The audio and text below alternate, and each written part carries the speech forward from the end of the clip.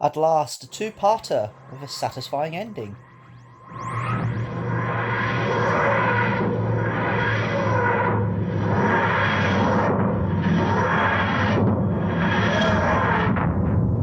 So, Spyfall Part 2. I like it. I like it a lot. And yes, it is actually a satisfying end to it as well. It does take a left turn, like second part does tend to do in modern series Doctor Who. However, this time round, it was a better ending, and it's a nice continuation. The fact that it all links together, it's not like a completely different path that's been taken and it has no link really.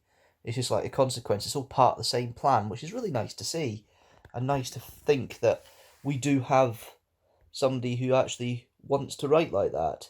So they're called the Kasavan, these creatures, and they're multi-dimensional. They obviously want to know about computers and work with that. Nice to see the tissue compression eliminator being used again, and they've used the same when he uses it. It's the same noise that we've had in the 80s when it's been used in the 80s, which is a nice little touch. I like that. In regards to the Master, and I can say his name now because if you haven't seen it by now, I'm sorry. I'm not going to do spoilers for. I'm not going to be spoiler free again. Not this time. But with the Master, there's very strong hints that this is the next incarnation after Missy. There was the conversation in Victorian London, in that exhibition place, where the Doctor meets up with Ada Lovelace, of course, or where Ada Lovelace takes her when they travel from Kasavian's dimension. He refers to the fact that he's enjoying killing again, and it's part of his being. And the Doctor calling him Master after kneeling down indicates that this is an incarnation of the Master after Missy, because there is that egotistical element where he wants that being called, but there's also the fact he's had to justify himself a little bit as well.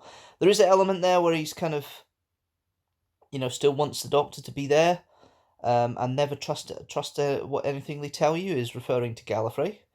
And Gallifrey's dead again. This time we've got proof that it's been destroyed, or has it?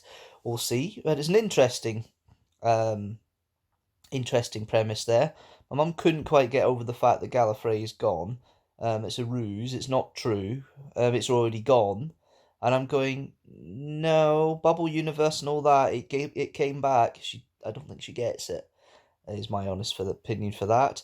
I like the telepathic contact that was made between the Doctor and the Master in 1943. I love the fact that they've used that. The four beeps have come back again, of course, as the Time Lord's heartbeat, which we knew. I like the reference to Logopolis when they're talking at the top of the Eiffel Tower, and the fact that he never apologised for Jodrell Bank. I like that Logopolis reference. And the Timeless Child seed that was seeded last series is actually what is going on with the arc this year. The Timeless Child has something to do with the destruction of Gallifrey, which is an interesting idea. The other three, Daniel Barton, Lenny Henry's character, still a stooge. Really, he has a plan, he thinks it works. Interesting way of the technology, using our human DNA as data drives. I suppose it's an interesting idea, novel idea. I'm glad it doesn't work though. I would like to be a walking hard drive. It's quite a lot more DNA in me than most other people, or some other people rather. Then you got Graham, Yaz, and Ryan, who have kind of been stranded. I like the idea the plane's computer controlled and they're able to fly away. That was a nice way of getting out the cliffhanger that happened there. That was nice. It explains why Yaz went to the other dimension as well. The fact that she's got time travel energy. There's lots of references that you need to look into to satisfy a Doctor Who fan, but there's a lot of stuff in there that's quite good for other people as well. It's not quite Moffaty, but it's just enough to understand, and there's enough references in the past for you to carry on if you've been a Doctor Who fan before, and enough references for you to go back and have a look at as well. I think Jodrell Bank might be mentioned a little bit, maybe not, I don't know. But yeah, Graham was great as always. Bradley Walsh always knocks it out of the park. I love the fact he's been used as kind of like comedy elements here with his laser shoes. Ryan is kind of like I like the fact he makes a quip about the fact that he can fly a plane but he can't ride a bike. I like that's the Spratsia reference again. Yaz actually has something to do, and there's actually some intelligence there and some planning, and it's obvious that it's Yaz that's most likely created the plan that we've got, where they commandeer the car in the middle of the country.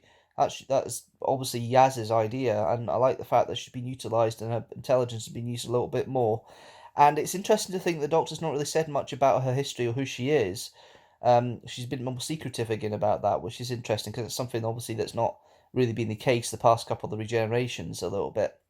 And then we've got the characters of was it Khan? Moon Khan, I think it was. I can't remember now. The British intelligence agent, who was Indian. I like that idea. And then you got Ada Gordon, as you would be then, not Ada Lovelace, and you got appearance of Charles Babbage with the machine, which is really great. And yeah, overall, I really did enjoy the second part. It tied up most of the loose ends. It really was nice. It was nice to think that yes, the flying house was the Master's TARDIS. Obvious, it was the Master's TARDIS.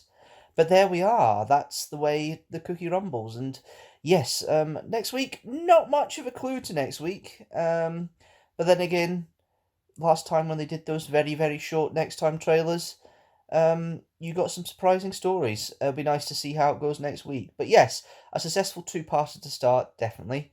And the idea of what's happening throughout the series now of the Timeless Child is a nice theme I'd like to see. But yes, that's it.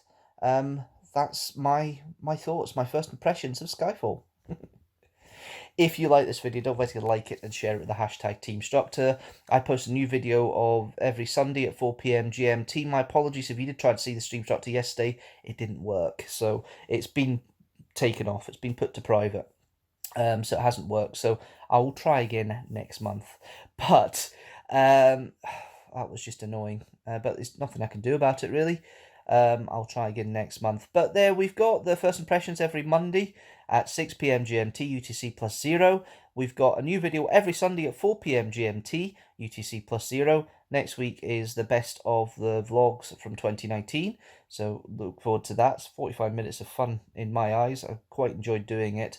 But yeah, that's everything just now.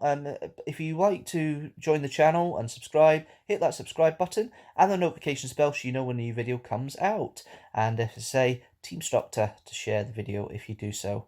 Until next time, thanks so much guys for watching, and I'll see you later.